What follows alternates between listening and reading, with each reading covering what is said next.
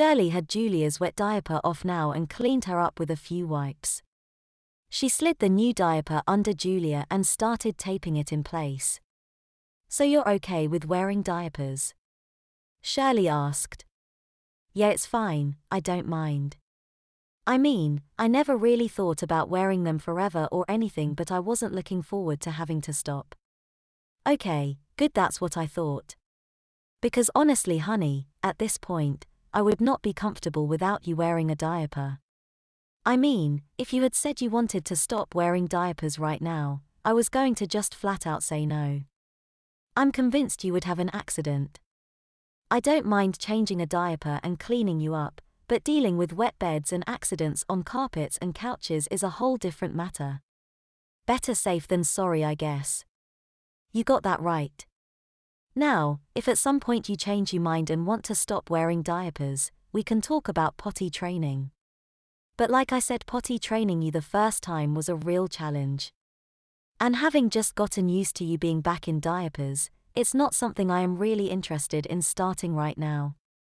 I am not saying we can't try at some point, but with everything else that is going on right now, I just don't have the time or the energy to work on it. So I am really glad you are okay staying in diapers, because you can count on having to wear them for a while." Yeah, one of the girls in the D Club had said that re-potty training was actually really hard. "So, yeah, I'm fine if we just stick with diapers, I don't mind at all, honestly. Actually, I kind of like it." "Yeah, I kind of sense that. And well, frankly, it's a good thing you feel that way." Shirley's work was done and Julia hopped off the changing table. "So, we're okay here, right? No more pretending?" Shirley asked. "Yeah, I mean, I'm still getting used to the idea. But I think you're right, Mom. I never really thought about it, but now I think it would be really scary to not wear a diaper. I mean, I'm kind of freaked out just thinking about it. I do not want to have an accident at school. That would be horrible." "Well, you're going to be diapered all the time, so no need to worry about that part at least. But I do want you to get used to the fact that wearing diapers isn't something you are trying out or anything. You're in diapers now because you need to be. I mean, not wearing a diaper is no longer an option here, and I just don't see that changing anytime soon." Shirley paused and looked her daughter directly in the eye to make sure the message was getting though. "The trying policy is over now, Julia. Wearing diapers is reality for you now, okay?" Julia didn't hesitate with her response. "That's fine, Mom, really. I don't mind at all. In fact, I think I actually prefer it this way." "That's what I thought," Shirley said as she turned around and walked out of Julia's room. That night, when Julia went to bed, it seemed as if her entire ceiling was aglow from all the stars. Julia quickly accepted that she was in diapers for the long haul. By the end of her freshman year, there was no doubt whatsoever about her need to be in diapers. She wasn't even able to hold it if she tried anymore. It made a lot of things easier and she was able to be honest with everyone, although she never told anyone but Fiona about the trying policy and how everything really got started. A few weeks after her big talk with her mom, she told a few of her other friends that she had to wear diapers and everyone was cool about it. Julia did tell Fiona about the conversation she had with her mom and how she wasn't pretending anymore and was now wearing diaper because she had to. Once Fiona understood that Julia wasn't really upset about needing to wear diapers, she just shrugged and said that just made things easier on everyone since there was no longer anything to hide. On Kate's advice, Julia asked a guy from the D Club to the winter ball. His name was Eric and he was a year ahead of Julia. He said yes and they just went as friends. They never dated, but over the next few years became close friends and went to a number of dances together. Since they were both in diapers, it made things a bit easier. Julia also became friends with a few other folks from D Club and she continued attending the lunches. Jenna, one of the other newbies during her first D Club lunch, became a good friend. During her junior year, Julia did step up and became a leader of the D Club. That year she invited her first newbie, a freshman girl, in the same way Kate had done a year before. She and Eric took over the "we never talk about D club" ruse.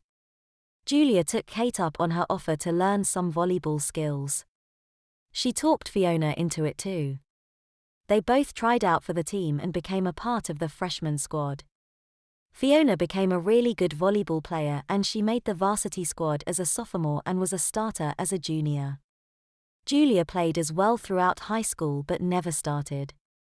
The highlight of their high school career came in their senior year when they made it to the conference semifinals for only the third time in school history. Sam occasionally had lunch with Julia's group of friends. They had mostly all known her in middle school and not a single one of them had any idea she was even attending their school, let alone that she had changed so much. Julia never told anyone other than Fiona about how she and Sam had met up again. Shirley quickly got used to having a kid in diapers again. She soon found a better place to buy diapers and got a few new brands that Julia liked better and were less prone to leaking. Shirley was excited to see that some of the diapers she could get actually looked cute, and Julia didn't mind either. They both agreed that the diaper with little white teddy bears and bunnies with moons, butterflies, cherries and windmills was by far the best. Shirley did wonder if it was ever going to happen and she didn't complain when Julia asked if she could start changing herself after she turned 17. Even after that, Shirley still usually changed Julia before bedtime. It had become too much of a tradition. Ted did get better about changing diapers eventually, but he also managed to avoid it most of the time. He was far more relieved than Shirley when Julia started changing herself most of the time. He had to replace the entire sprinkler system after he forgot to drain the pipes one winter and a deep freeze burst the line next to the Dinmore's house.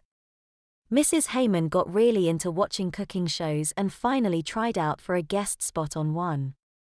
She wasn't selected, but she did get inspired by the whole ordeal enough to enroll in a cooking school nearby. Dinners at the Heymans' house just got better and better. Mrs. Bernard continued on as the school nurse for the rest of the time Julia was in high school. She and Julia developed a good friendship and Mrs. Bernard was very supportive of Julia taking a more active role in the D Club. Julia never told her she knew how she got her job. Kate took advantage of the scholarship offer and became a successful D1 player. She graduated with a degree in biology and became a high school teacher and volleyball coach.